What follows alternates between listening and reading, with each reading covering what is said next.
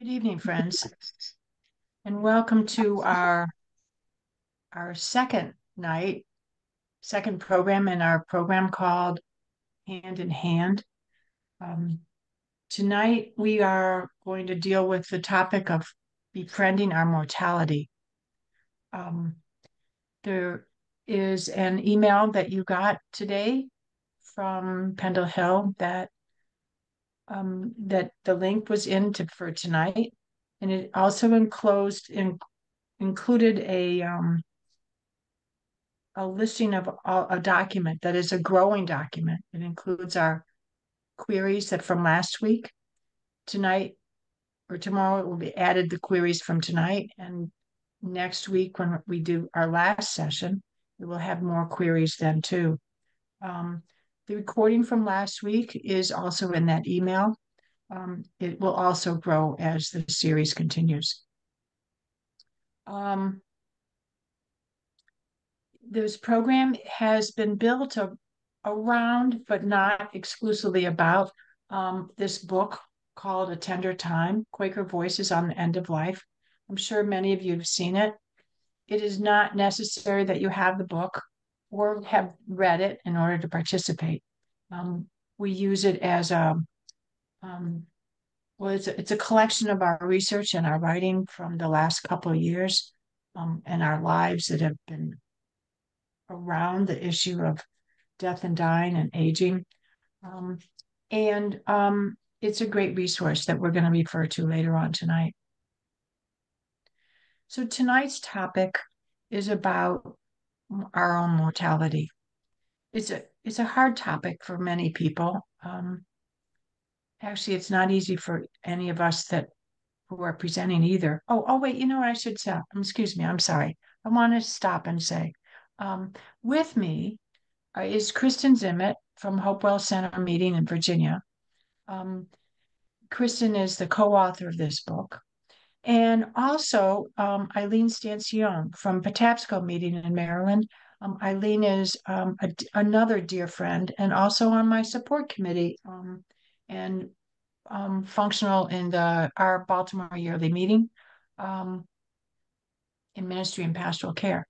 And I am Patty Nesbitt. I guess I forgot to introduce you myself. I am the clerk of the End of Life Working Group of Baltimore Yearly Meeting and a co-author of this book, Our Tender Time.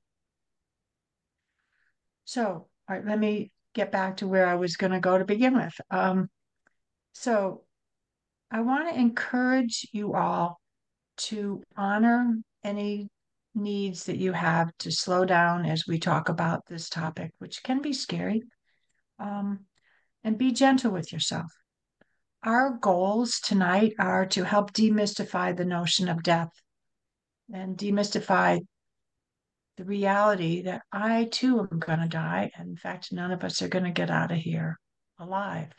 So I often said, how do we do this well? And how do we do this using our Quaker testimonies? So we want to demystify this whole topic. We want to empower you to help find your own voice. And we want to emphasize the positive aspects of growth in this last phase of life. No one really wants to stand in line for terminal diseases or to be told that you have a few weeks or months to live. And at the same time, when we embrace the reality of that and surrender to the reality that this is now my time, there can be a great amount of freedom and release and opportunity for new growth and new findings within our heart, and even merging into the love that we know is there. So um, I want to encourage you to be gentle, and we will, um, and also to hold each other in the light tonight as we explore this topic. Um, I think at times that once we deal with the elephant in the middle of the room, that it's maybe not as scary as we thought it was. Once we start talking about it and become more conscious and willing to accept the reality of the circle of life is gonna, that I too am in nature, that just like nature comes and goes with the seasons and birth and death is a part of nature, I too, we too are part of that circle. And once we accept that, well, we may not like it, although some people are looking forward to getting out of here because they've been suffering. Um, Once we get there, it's a little bit easier and we can meet it on our own terms. At the same time, I want to say we are not prescribing any particular way of dying. We're not saying this is the way to do it. There is no right way. Your way is the right way for you. Sometimes we can script some of it. Sometimes we can imagine what we want and prepare for it. Sometimes those preparations go out the window when some kind of an accident happens or a sudden death happens or violence. But nevertheless, the more we prepare our hearts, our souls, our physical surroundings, our families, the better off we are because that has the potential to minimize the suffering and the pain for all of us now and later. But there is no one way of dying. The other thing I want to say before we get into the meat of all of this is that I am a nurse, and at the hospital I worked at, which is right here in nearby in Olney, Maryland, serving a number of retirement communities, including Friends House Retirement Community. I was the palliative care nurse, and I took care of almost every patient in the hospital who died within 5 years. When I left there, I had an opportunity to serve friends in New Zealand, which was wonderful, but then came back and worked as a hospice nurse. So um, I'm more familiar with this, though it's never easy. Um, the I had a good fortune of being able to train with other nurses and the medical team, but my boss was a chaplain, and this was the early days of palliative care. And so the communication skills that are needed as a chaplain, the spiritual holding that the space making that chaplains do was something that I was encouraged to let flow. It was a natural flow out of my Quaker tradition. Um, One of the biggest things about accompanying people, whether it's families or the actual person who's dying, is that we need to listen. Quakers are a listening culture. We know how to listen. We know how to feedback. We know how to ask reflective queries. And being that is the training that we all have, having immersed ourselves in this way of life, we all can do this, pick up this ministry in one way or another. So I just wanted you to know, though, that that's my background. That's where I'm coming from. So let me see. Start with where we left off last week. Kristen went through a beautiful a discussion about aging and all the ways we change. And we came up to the piece of how we change spiritually and finding spiritual closure. Our spiritual work, as you know, is really a lifelong endeavor. It starts early on, and we do it throughout life, whether we're consciously doing it or not. As Quakers, our worship is one where we turn to the light and we gather together and worship in order to perceive that holy unity that gathers us all in love. We practice observing the light piercing through the darkness. These are all elements that are needed to address some of the major issues before we become peaceful or as part of the peacemaking at the end of life. I'm hoping we become peaceful, but it doesn't always happen. Sometimes it happens in the last minutes. But we know how to experience love. That's what our gathered worship does. So, in the final illnesses, that knowing how love feels, how love penetrates, how love tingles through our bodies sometimes, how we know what we know, that we are loved and we are not alone. And in the big picture, it's all okay. Once we start experiencing, or once we're confronted with a terminal diagnosis and we begin to prepare for death, the task then is to integrate all that we've learned through our life into our physicality, into our, how do I say this? Thomas Kelly talks about it as bringing the eternal now into the here and now, merging the light that we know exists in the eternal timelessness with the time that we now have. It's almost like living on two different levels, although I see it more as in a Mobius strip. We keep moving in and out of these dynamics and very fluidly. Sometimes our willfulness gets in the way. And when we can put aside ourselves and recognize this is not just about me, that I belong to that eternal now, right now, and here and now, it's easier to recognize this is not really all about me. I'm on this great mandala that everyone else in the world who's come into it has been on. If everyone else can do this, I can do it too. So there is a task for us to put aside our own willfulness and become willing to let the love flow through us. Some of these processes that are common to people at the end include, as Kristen was saying, completion of projects, completion of dreams, achieving the last paper that you wanted to write, putting your things in order. I have seen people being willing to let go once they took care of creating the trust for their autistic grandchild.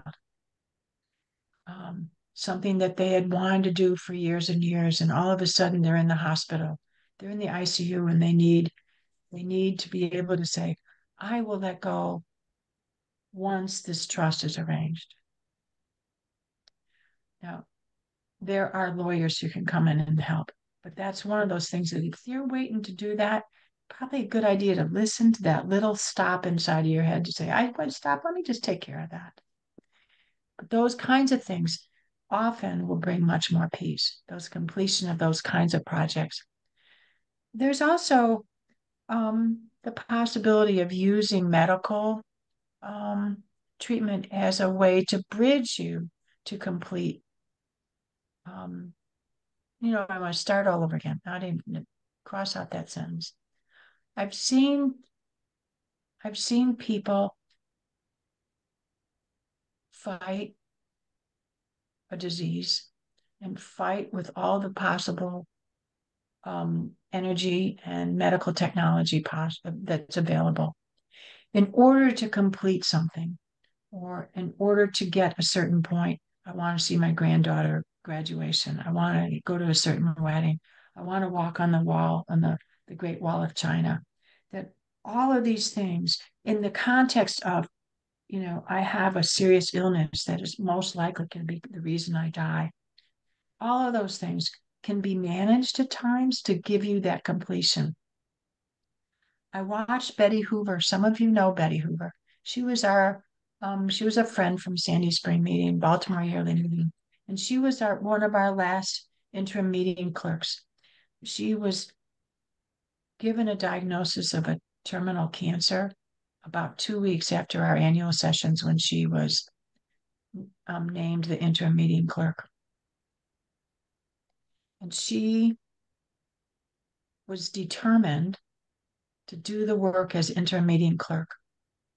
And she was able to get her medical team to help her function.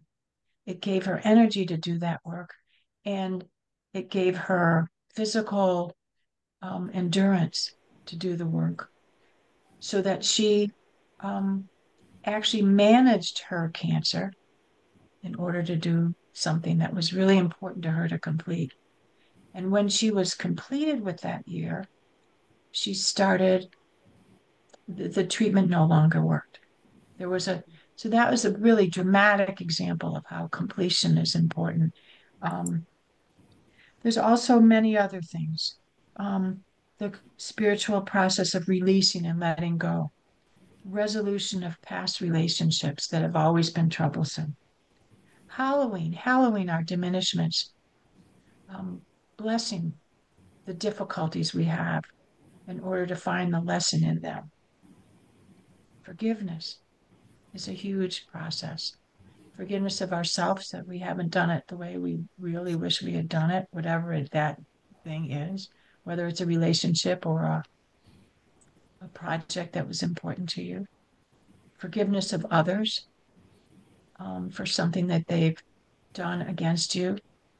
Um, Another big one is receiving love, accepting the love that's here, accepting the abundance that's here.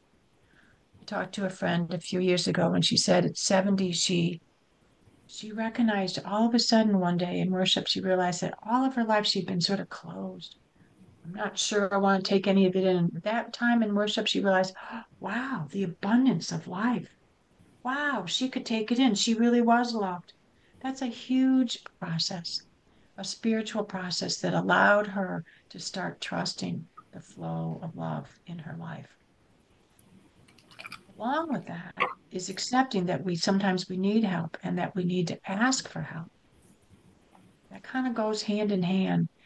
Many of us will end up needing help, physical help, as we decline.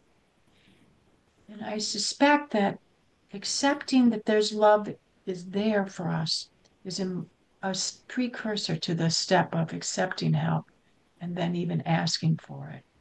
These are processes that are necessary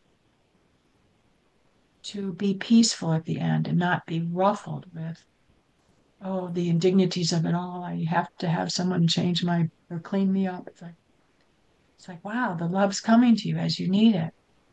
So you can see how I'm reformatting things.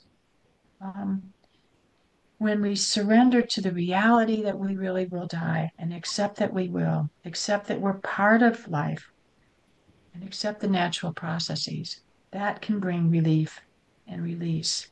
And that release gives space to embrace life more, for the life that does remain, and to listen to new ways that we can be gathered and merged into divine love. Along with this, there's always grieving.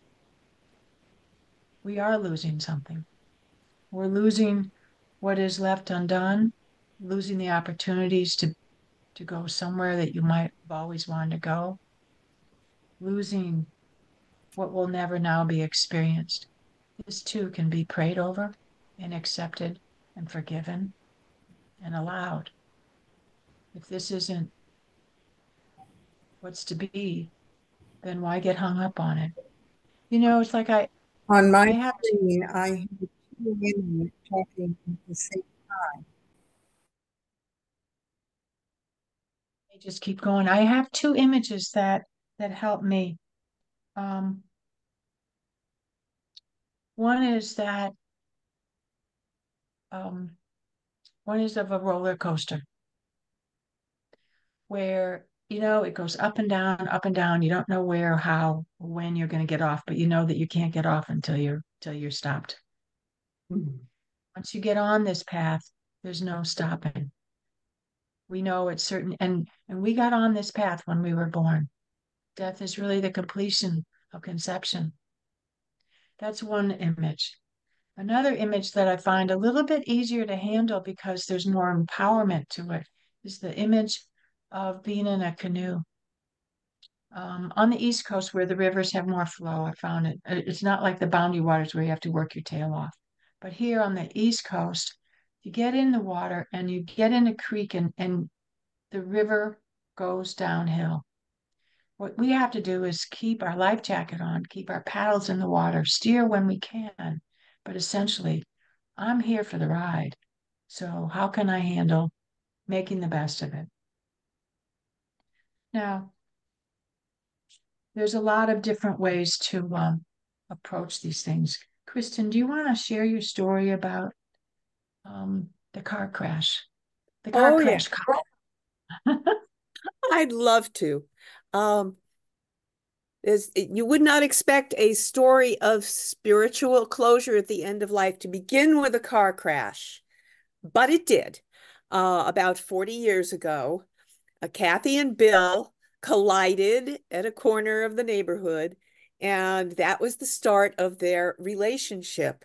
Um, in the 40 years that followed, I'd say the cars were still crashing. There was there was constant friction, tension, there was shouting, there was stony silence, there was everything you don't want in a relationship. And I don't know how it was that they hung on. Fast forward 40 years and into their marriage, and Bill was in hospice. And according to all the doctors, not expected to be there very long. He was extremely frail and weak, and he had gone blind. Um, so if you're imagining this story along with me, that might be in your mind the point where Bill just collapses inward and says, "This is the final indignity, the final straw. I give up," and retreats. And it might be the point at which Kathy says, "I've had it. He's in great hands now. I withdraw." And instead, neither of those things happened. Instead, in the darkness that was newly given to Bill, he heard a voice. It was Kathy's voice that he had never truly taken in all those 40 years. And he heard the love and the longing and the gentleness in her voice and the will to love. And he received it for the first time. And he received her ministrations. And she felt for the first time in him a gratitude, and that her presence was important to him. And the doctors had predicted, as I say, a very short stay in hospice, and they were astounded. He lasted a very long time in hospice. Um, and my belief, it was because they were engaged in the powerful work together. They were discovering the love that had eluded them for 40 years, that they had originally intended. Um, and when that was finally completed, Bill died in Kathy's arms with the love between them whole. This was 2 nights ago, Mm. and they will forever be my model of not only of how at last to find closure, but that it is never too late to do the work of love. Never too late. Thank you. Thank you. So I want to do a little check-in here. And Francis, you have some slides. We're going to take 2 minutes just to allow you to sort of check in with where you are, sort of your own personal reflective time. And there's two queries here just to guide you. How are you doing now in this seminar? And at what point, at this point in your life, to what extent are you at peace with yourself and others? Let's just take 2 minutes to review those.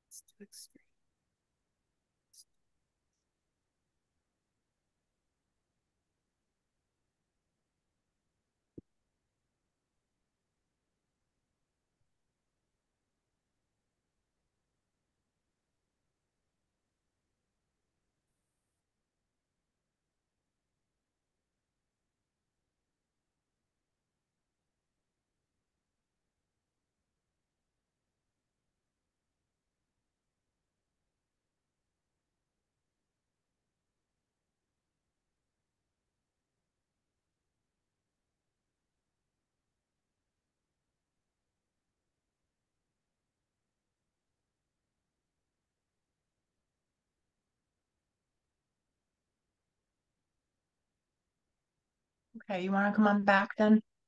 Thanks, Francis. Um, I would like now to have time for you to go into a breakout group for 15 minutes so that you can share where you are. We have other queries for this that we'll put up to, but the 15 minutes in breakout groups of three. And what the queries are is it will be in the chat, but here they are. How does my faith inform my understanding of death? And how do I put that faith into practice as I approach my end?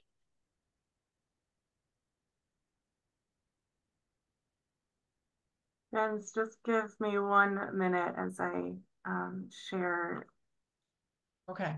with you and get you into the breakout rooms that you need to be in.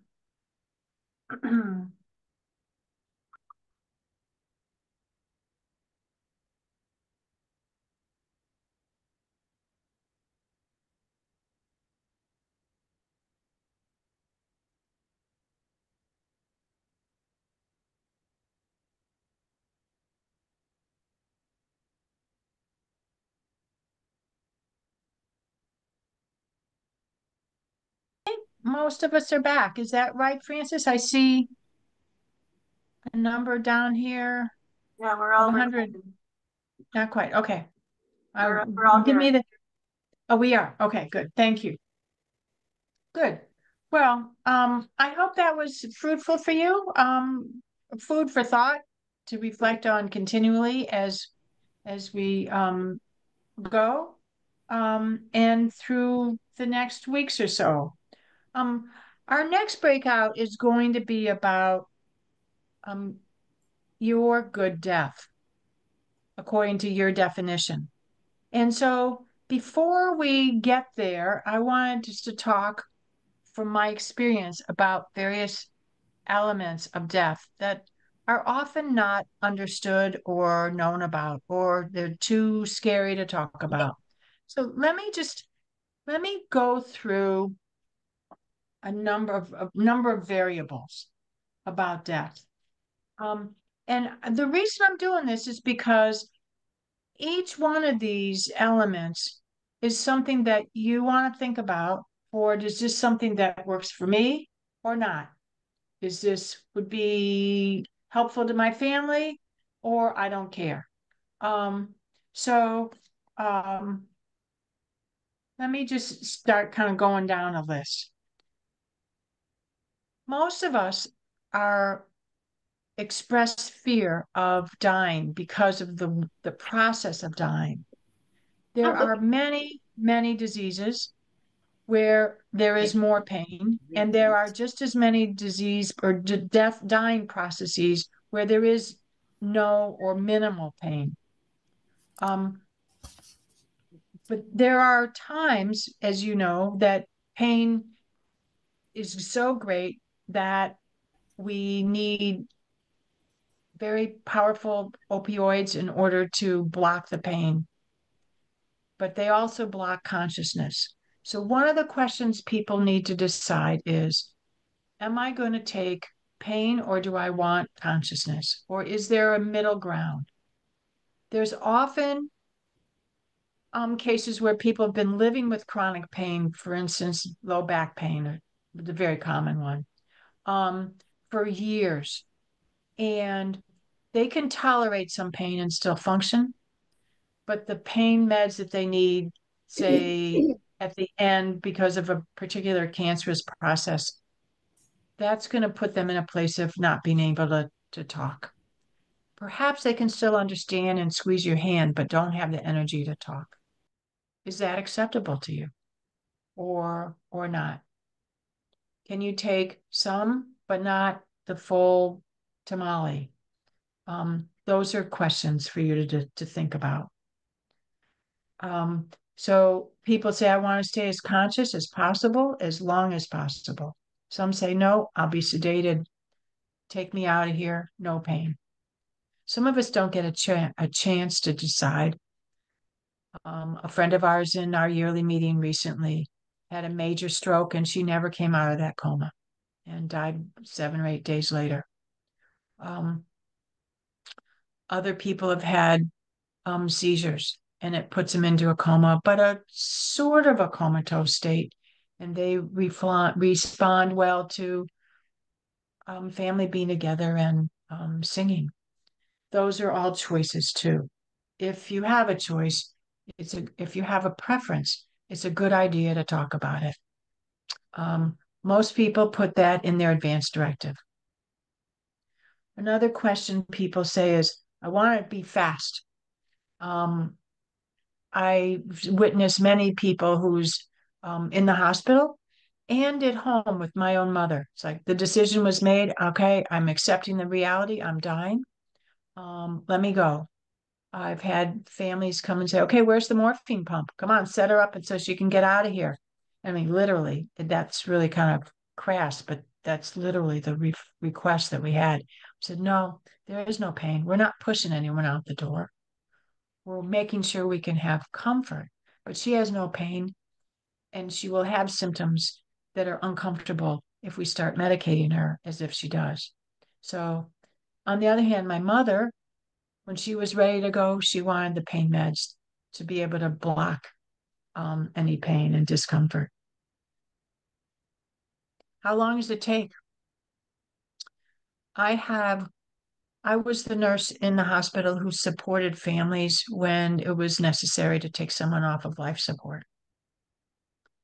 I regularly told families, this is what we see commonly, this is what we can expect. But the bottom line is we don't know whether or not your loved one is going to be gone in 2 minutes or 2 days or 2 hours, 2 days. We don't know. I had somebody who we took off of life support and 2 hours, 20 hours, 2 days. Why is she still here? And she continued to stay. And after 10 days, we realized that she wasn't going to die. It was not her time. We ended up discharging her with hospice to go home. But why does it take time? What's going on? And the best answer I could find, I got from another hospital chaplain who said, we think, but we're not sure, we think that comatose state where someone's not talking, not responding very much. Maybe there's a twitch or a, to acknowledge somebody. But we think what's going on is that that person is having a chance to sort of make things right with the world, with their God, with their people in their heart. The chaplain said this is very deep, deep spiritual work. And you could see with people who are waiting for a loved one to die, they change too. When I have described that explanation to bedside, people are staying at the bedside. They have kind of gone, because it may not match what they think is going on, may not match their sense of religion, may not match their sense of God.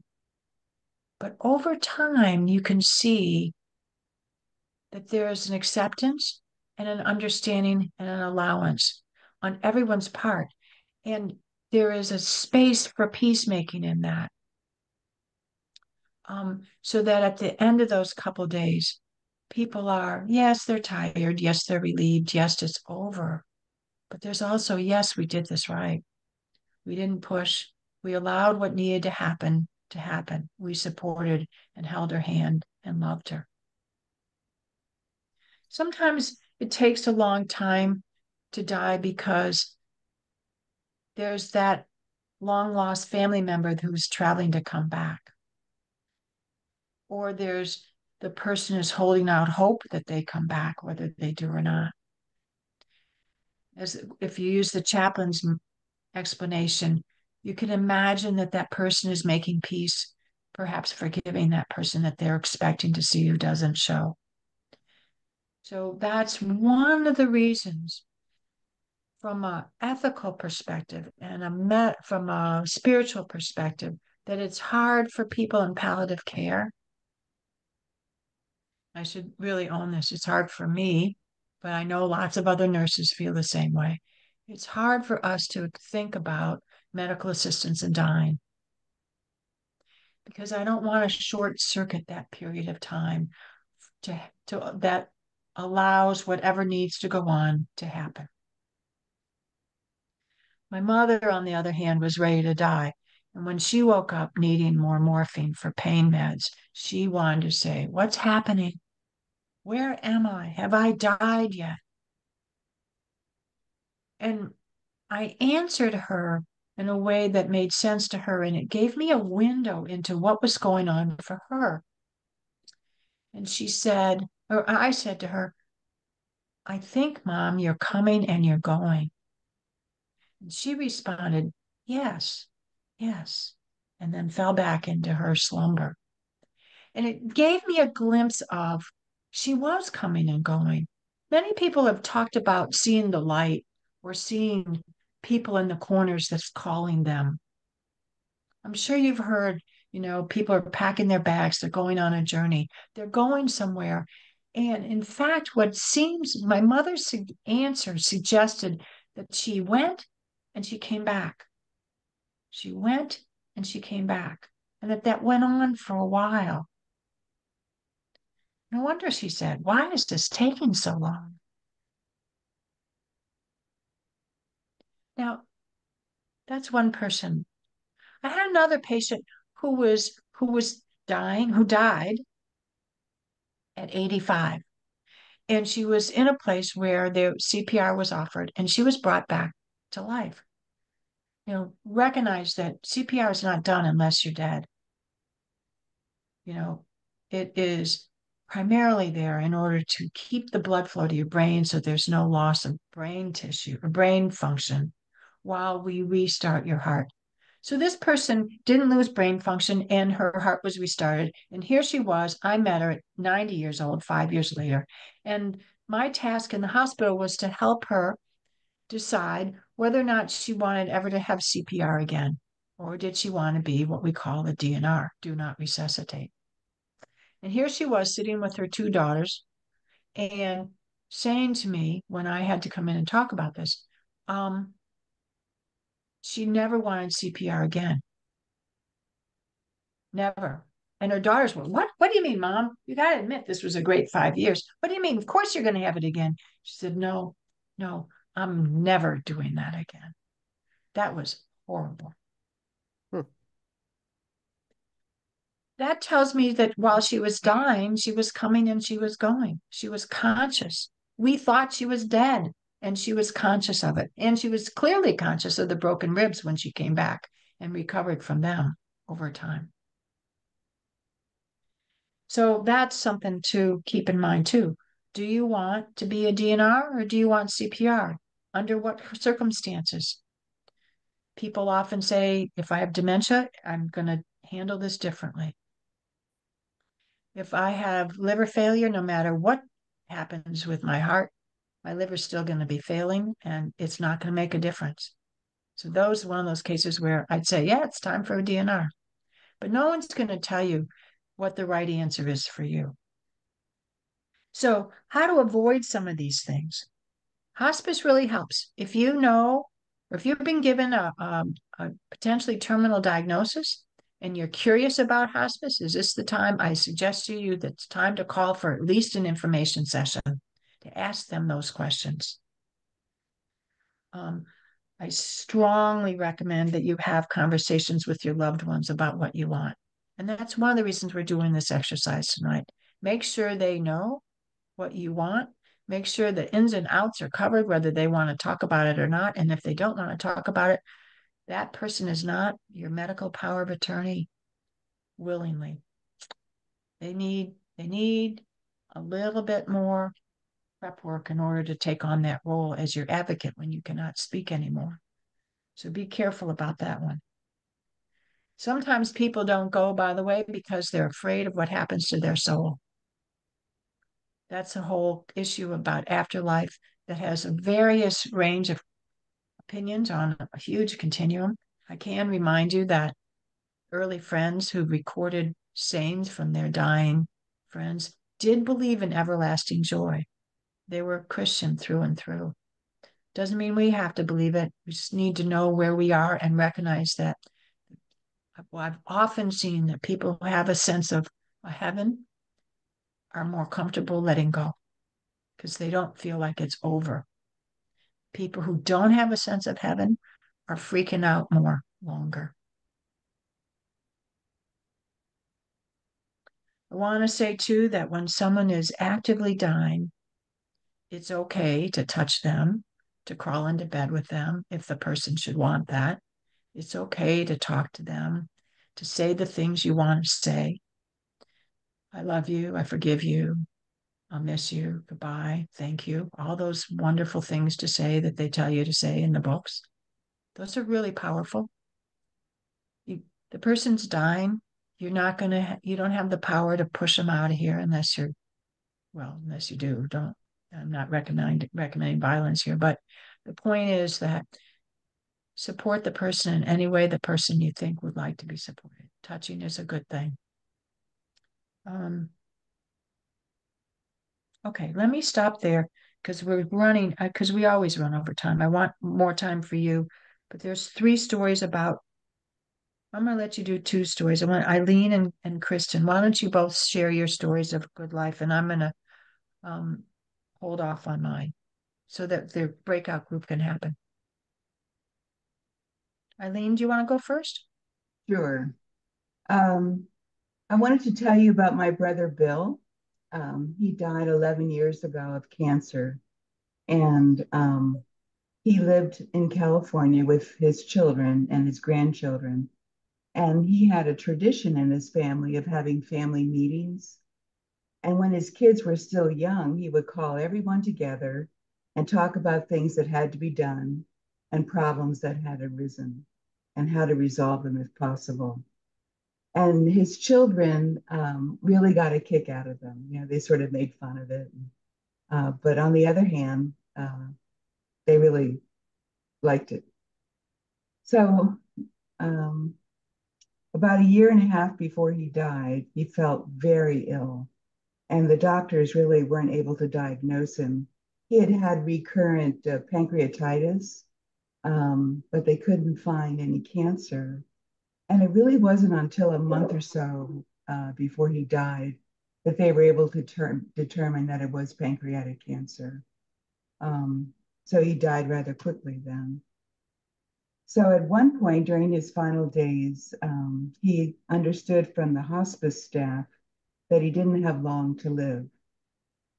At the time, he was being medicated for his pain, which was considerable, by eating marijuana brownies. And he was so tickled about that, that they were marijuana. So he was able to conduct what he wanted to do with his family, and that was have a family meeting, but this time meet with each person individually. So his wife arranged the times with each of the children and the grandchildren. And he talked with each one separately. And he told them about why he loved them, what kind of things he hoped that they had learned from him, and how he hoped for their futures, what he hoped for each of them in their futures. So it was this really precious time that they had with him. And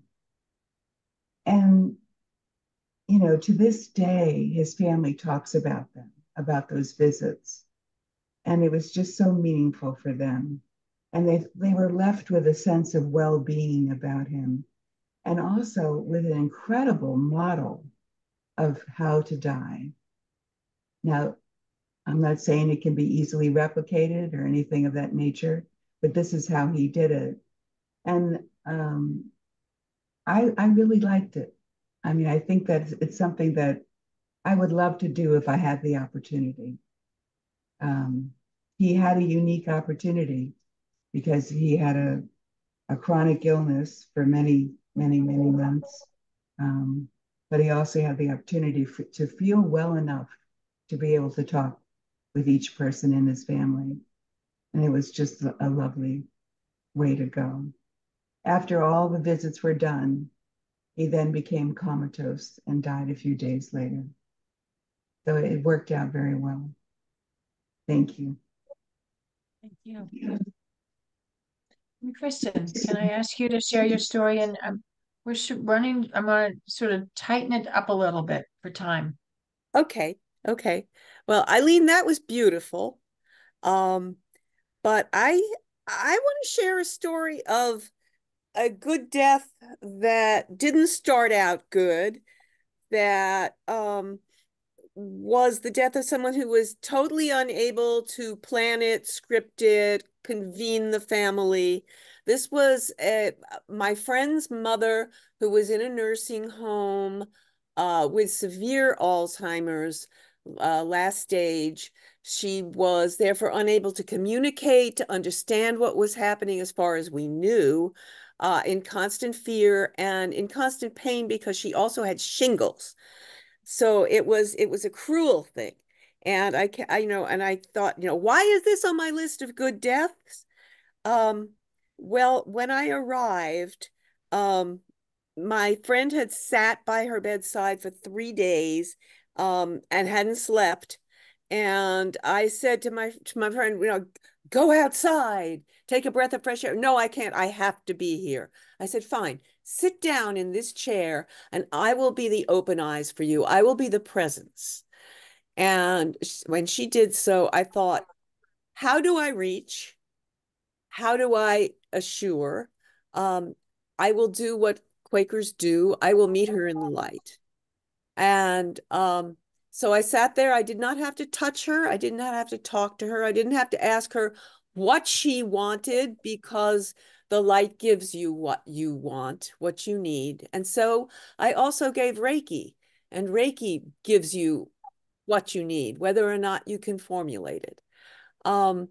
And her moans got suddenly soft and softer and softer and further apart, and her whole body relaxed on the bed. And finally, she let go altogether. And as she did, there came into that room, and I promise you, this is not made up, the smell of spring. There was a sweet, gentle air, a breeze that flowed through the room, warm and filled with flowers. And it was a glimpse of whatever is beyond that she had let herself go into. And my friend woke up, her eyes sprang open, she sprang out of her chair, and she is not a demonstrative person. And she found herself testifying and saying, hallelujah, because the presence of joy was so strong in the room. And I hold on to this story. I hold on to this experience. Love finds a way, heaven finds a way, light finds a way. And this story has made me unafraid, whether I can plan what lies beyond or whether I'm going to have to turn it over completely. Mm. Mm. Thank you.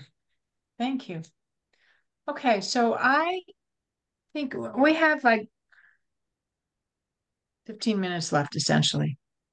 I want to do another breakout room to allow you to talk um about see where are the queries? What's a good death to you? What would be a good death for myself? How would I like to die if I could script it? However, I'm going to suggest that you write these questions down yourself and take them to heart. And let's use them instead of a breakout because it takes so much time to do that and come back. Let us just hold these for five minutes together without breaking into rooms.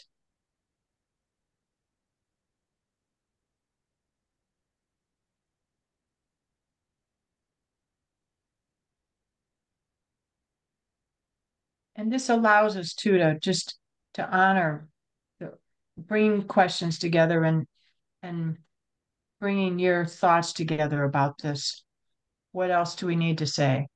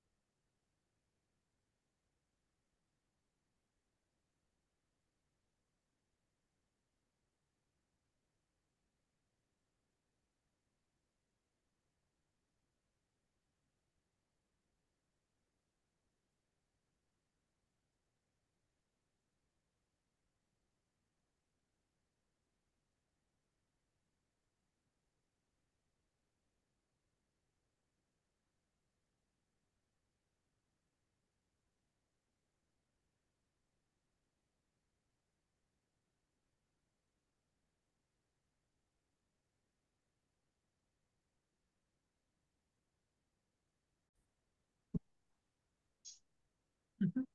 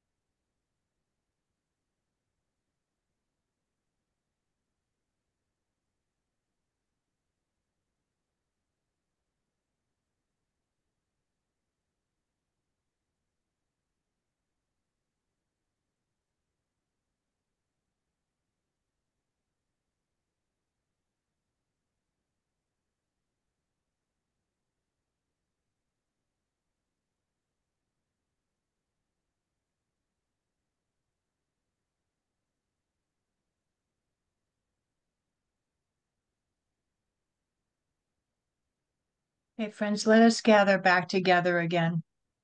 Thank you. I regret not being able to have more time for this. There's obviously a great deal of material here um, that we could go through, and that really brings me to the final points for tonight, and that is to continue preparing by normalizing these conversations. Just by fact that you're here shows you're willing to address this, that you want to be part of a of a group exploring. I want to encourage you to continue to explore. Um, Listening to your fears and learning how not to be afraid is a huge piece here. Um, Showing up means that you're willing to have the courage to do this, or that you have the courage, and that I encourage you to continue praying for endurance and courage and opening up to the largeness of love and life that is here, that embraces our final days and final moments. Um, I want to suggest that there are lots of other resources available to continue the conversation, so that so that you don't have to do this alone. The Quaker way is to do it with accompaniment. You know, we listen individually, but we test within the community. So let us test within the community. Let us be with the community and accompany one another. There are lots and lots of Quakerly groups and Quaker meetings that have support teams, reading groups. The Arch Street program, or no, not Arch Street, it's the Arch programs in New England yearly meeting and New York yearly meeting and Philadelphia yearly meeting all have programs where people can tune in and participate in peer support groups. It's amazing to see the variety. Where's my list? The variety of things that are available on lots of topics. And you can check out, I mean, even if you're not part of those yearly meetings, those peer support groups and reflective groups are open to people, friends from other meetings. But the variety of topics, whether it's caregiving or dementia or aging without adult children, mobility issues, green burials, all those types of varieties of things are available. There are many meetings, maybe your own, that have reading groups. I see someone here from Chestnut Hill. I know been a group there that for a long time. There's meetings. Charlottesville meeting in Virginia has a support group. Frederick meeting in Maryland and part of BYM has had a group called the Mortals. It's been going on for about 10 years. I understand there's a group in Cambridge, Mass meeting, has an ongoing group on spirituality and aging. So I encourage you to join something like that or gather friends at your own meeting to have those conversations and to create a support group for yourself. I want to also show or point out that our book, A Tender Time, has about a third of the book in the back is a treasury of various resources to be able to support friends pursuing further study and further um, um, reflective time together. There's a number of queries here, any one of which can be useful to start a group. There are queries for discerning a leading to die. There are times that many of us know it's my time. And it's like, well, people go, how do you know? It's like, well, here's some queries to help people think it through. There are checklists for survivors. There's a checklist for you. If it's your time, here are the things that you should consider doing as you approach your end. Are your affairs in order? And all of those things here that we have heard other friends say, this is helpful to have, this is really useful. Those are also listed in this list called questions as you approach the end. So this book is really meant as a resource book to be used. It's not one of those things you sit down and read like a novel. It's a workbook. Um, here's the thing on memorial minutes I see as I'm paging through this book. It mentions to you something else about how valuable writing your own memorial minute has seemed to be for many friends as they are approaching their death. It's a time of honoring, oh, I have done this. Oh, the light really has come through me this way. And I've seen friends grow more peaceful and satisfied. Oh, I can pat myself on the back after all. I have been faithful to the spirit, and the love has flown through me.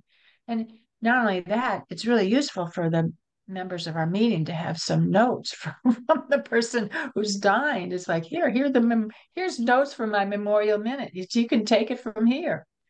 Um, so that those references these resources are really quite helpful.